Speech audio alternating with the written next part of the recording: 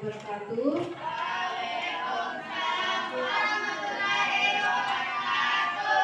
Bagaimana kabarnya hari ini? Alhamdulillah, luar biasa. Tetap semangat. Yes. Baik, sebelum kita belajar, topiknya kalau tidak berdoa bersama, silakan ketua kelas dipimpin doanya.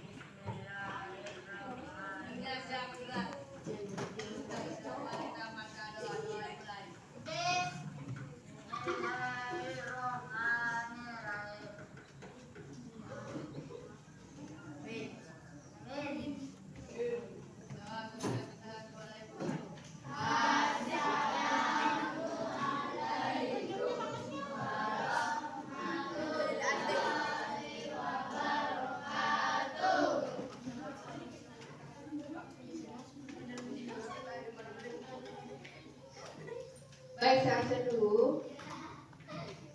Atau ada di semua? Febi,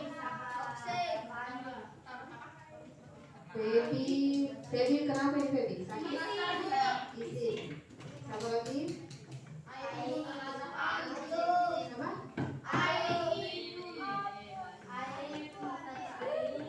Kenapa ini air?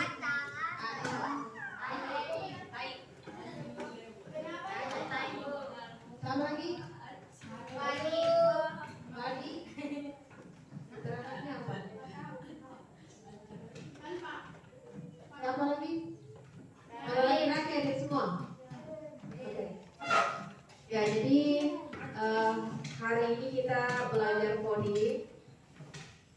Minggu lalu kita sudah masuk di bagian ini ya, berpikir komputasional, tapi belum secara menyeluruh saya jelaskan. Jadi sekarang kita akan masuk ke materi ini, berpikir komputasional dan literasi digital. Ya, jadi tujuan pembelajaran kita hari ini, ya itu ya, yang pertama kalian bisa memahami konsep berpikir komputasional. Kemudian yang kedua, mengenal literasi digital dan pentingnya. Kemudian yang ketiga, mengetahui keterkaitan keduanya dalam kehidupan sehari-hari. Dan yang terakhir, mampu mengaplikasikan kedua konsep dalam dunia nyata. Ya, sekarang saya mau tanya ulang, apa itu berpikir komputasional?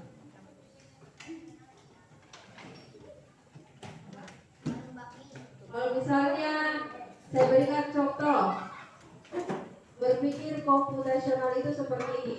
Jadi mulai kalian bangun tidur sampai berangkat ke sekolah itu termasuk berpikir komputasional. Jadi apa itu berpikir komputasional? Kegiatan sehari-hari. Ya, ada lagi? Ya, kalau saya berikan contoh, bangun tidur, setelah itu mandi, siapkan pakaian, sarapan, berangkat ke sekolah, masuk di kelas belajar. Itu salah satu contoh berpikir komputasional. Jadi sebenarnya berpikir komputasional itu apa?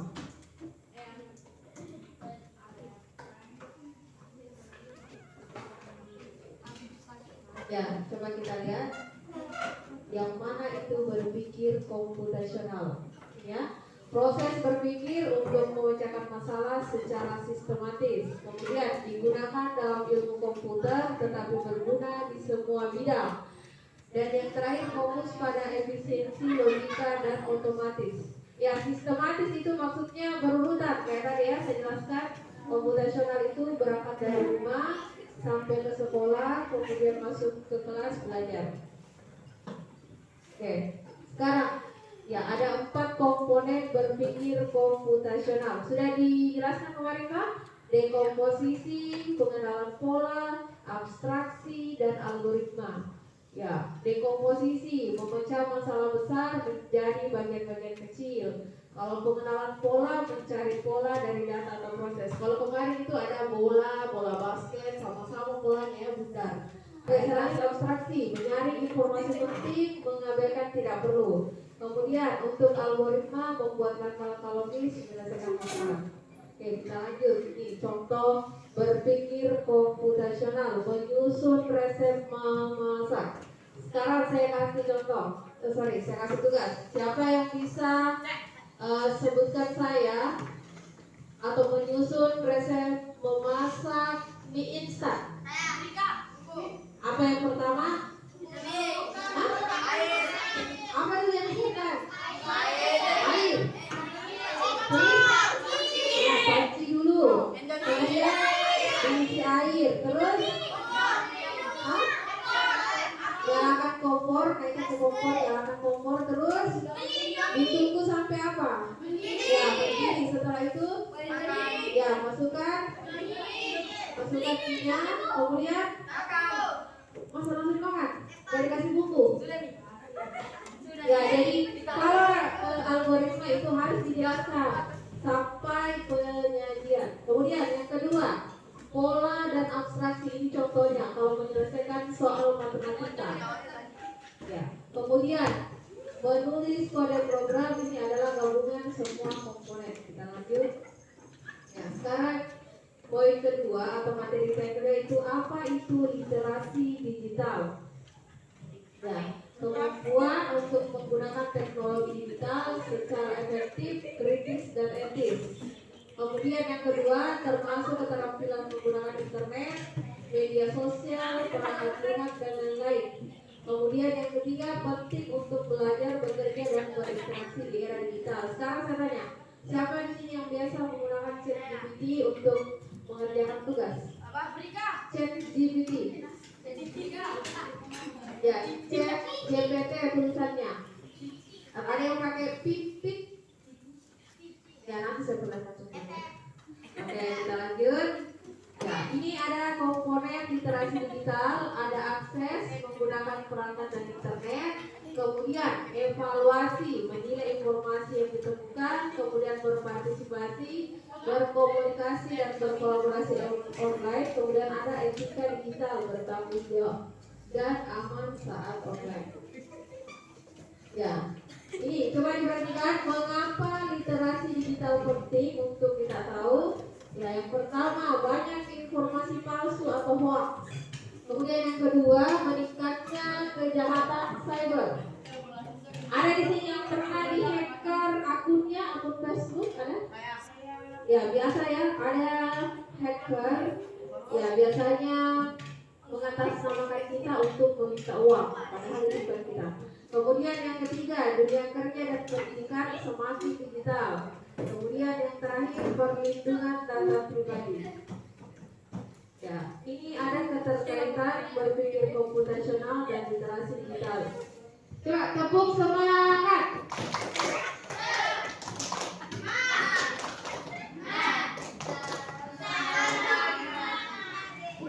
Hai.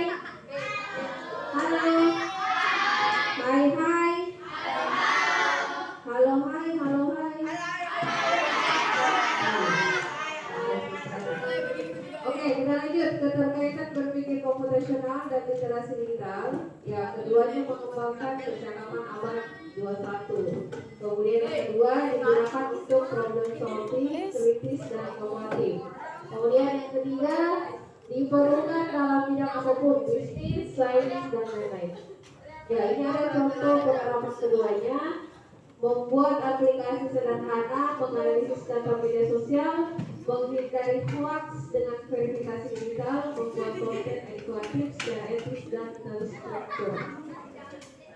Ya, ini ada kesimpulan. Keduanya penting di era digital, berpikir komputasional, cara berpikir, kemudian literasi digital, cara menggunakan teknologi, kemudian kombinasinya siap menghadapi tantangan masa depan. Oke, thank you.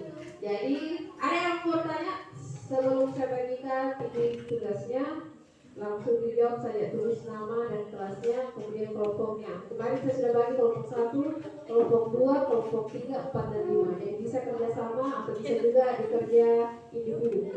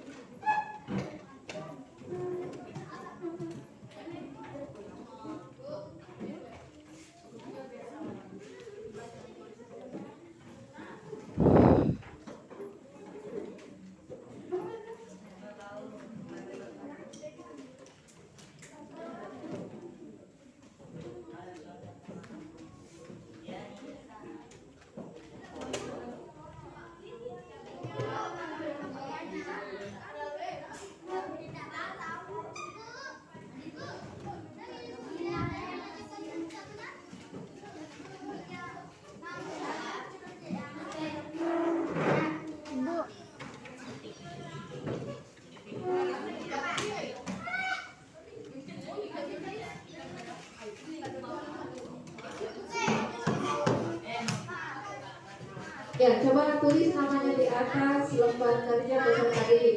Coba perhatikan dulu, semua sudah dapat semua kan? Sudah? Ya, sekarang tulis namanya di atas lembar kerja peserta didik. Jadi tulis bisa di bawah di atas. Tulis nama kelas kemudian kelompoknya. Nama lengkapnya, jangan nama panggilan. Tidak ada nama di absen kalau nama panggilan. Ya, untuk bagian A, di situ cara jawabnya tulis saja benar atau salah. Ya, jadi diisi titik-titik dalam kurung itu, benar atau salah. Kemudian nomor bagian B, nomor 6 sampai 15 itu disilang. Yang mana jawaban yang benar. Untuk 12 tidak usah dikerja ya, bonus itu nomor 12. Ya, karena terpotong soalnya. Ya, dicari dulu. Bagian C itu isian. Ya, kalau bagian C bisa diisi itu yang di akhir dengan di awal satu kata. Herlina. Ya, nama, kelas, kemudian kelompok. Ini kelompok 1, di sini kelompok 2, 3, 4.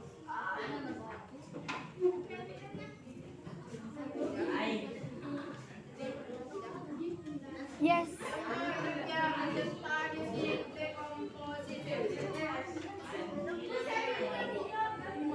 Bisa dipinjam sama temannya, gantian sama temannya karena jawabannya ini sedikit.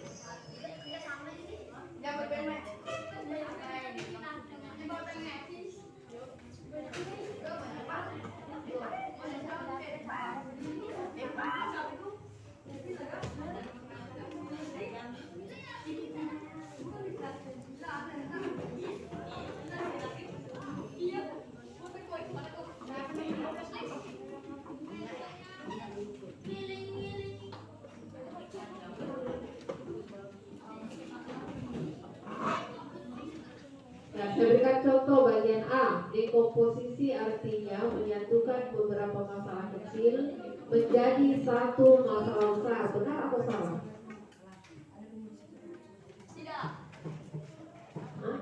Tidak ya, salah. Jadi tulis di situ jawabannya salah untuk nomor 1. Jadi jawabannya bagian A, salah benar, begitu saja. Ya. Jadi tidak ada jawaban yang lain, cuma itu salah kah atau benar. Kalau bagian B bisa disilang saja jawabannya benar. Kemudian kalau C ya isi kata apa yang tepat untuk mengisi bagian kosong.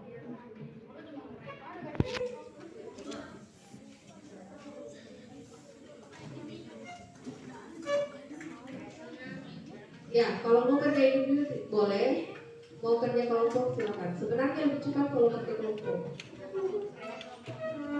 Ya, dekomposisi.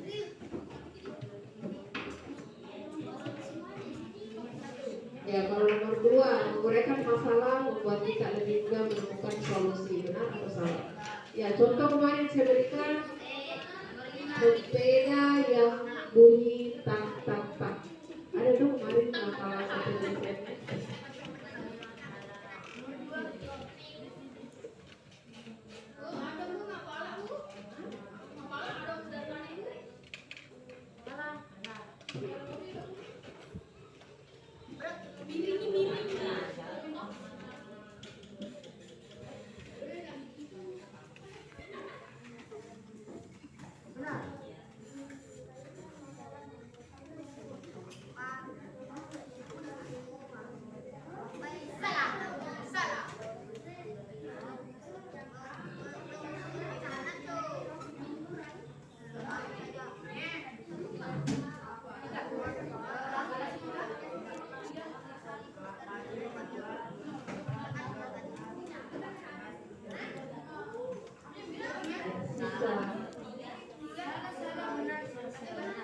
Ya, kerja cuma kemudian satu orang wakili teman kelompoknya dibaca dulu.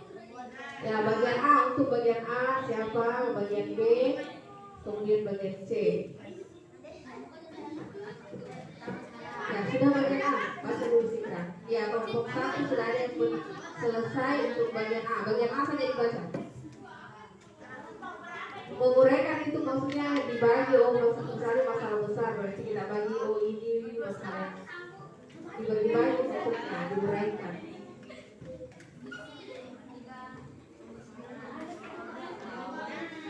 sama dengan kertas lo berkumpul. Kalau diuraikan berarti satu.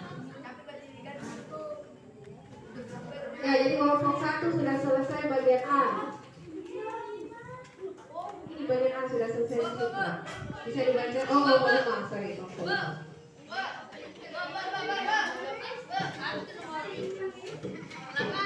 Nomor 8, contoh aktivitas yang bisa didekomposisi. Yang maksudnya yang bisa diurut secara sistematis. Dekomposisi itu berurutannya sistematis. Ini tadi.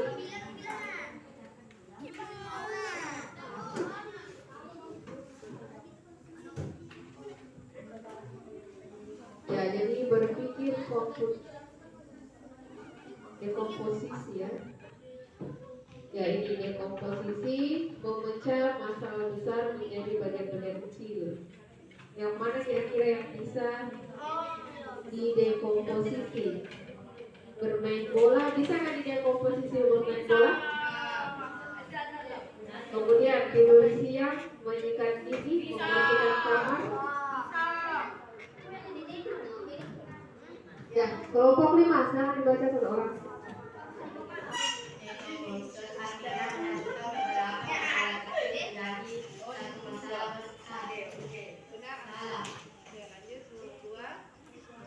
Menguraikan masalah membuat kita lebih mudah menemukan solusi. Benar. Semua pekerjaan sebaiknya dilakukan sekaligus agar cepat selesai, bukan dipecah-pecahkan. Yang keempat, dekomposisi bisa membantu kerja kelompok karena tugas bisa dibagi-bagi. Benar. Proses pembahasan tidak bisa jadikan contoh dan pemecahan masalah. Ya, terima kasih untuk kelompok 1. Siapa lagi yang sudah bagian B? Oh, sorry, kelompok 5. Sudah bagian B? Bagian B, karena bagian A sudah. Sudah? Bagian B, oke.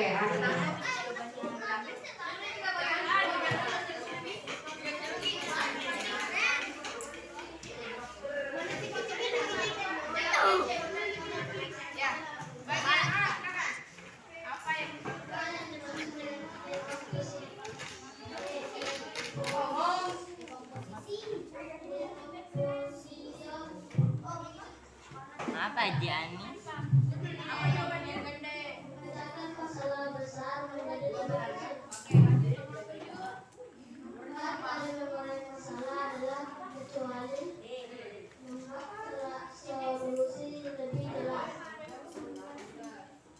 Contoh aktivitas yang bisa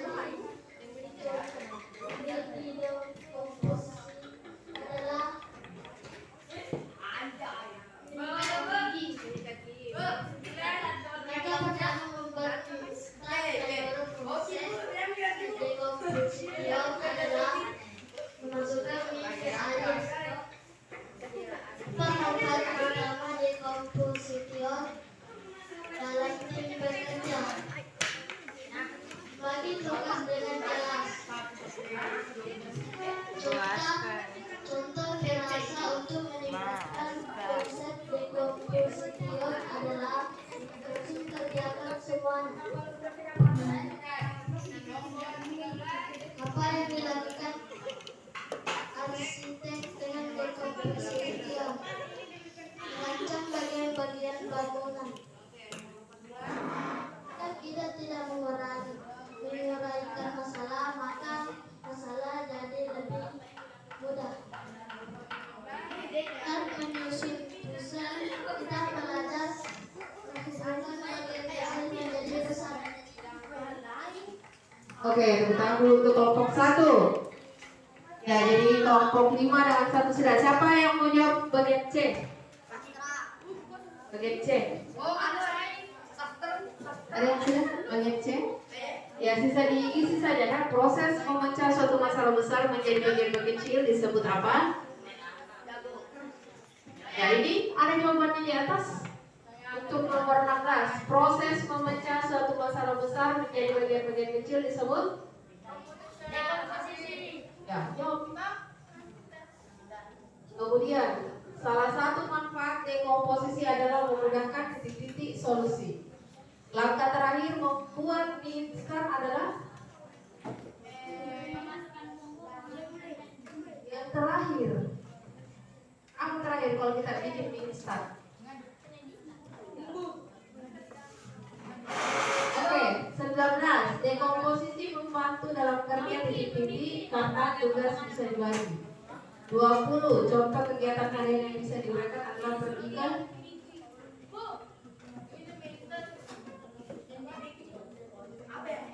Mie instan. Langkah terakhir membuat mie instan adalah ya, yang terakhir. Kan kalau awalnya menyiapkan air, menyiapkan wadah. Apa yang terakhir? Iya, menyajikan. Penyajian. Kalau dimakan tidak masuk. Oke, ada yang mau jawab bagian C?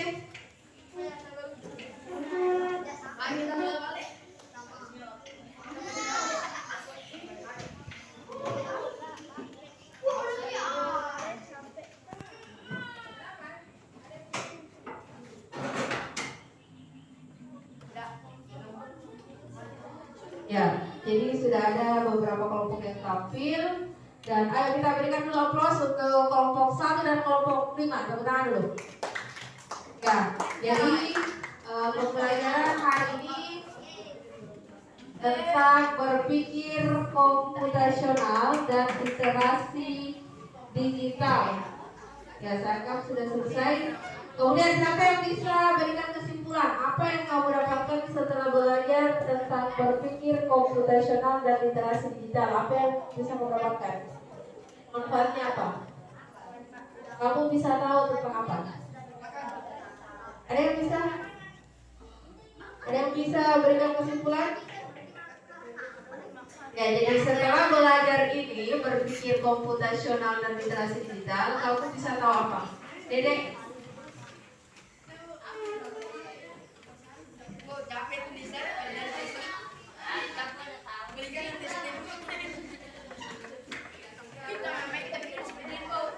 Belajar ini saya bisa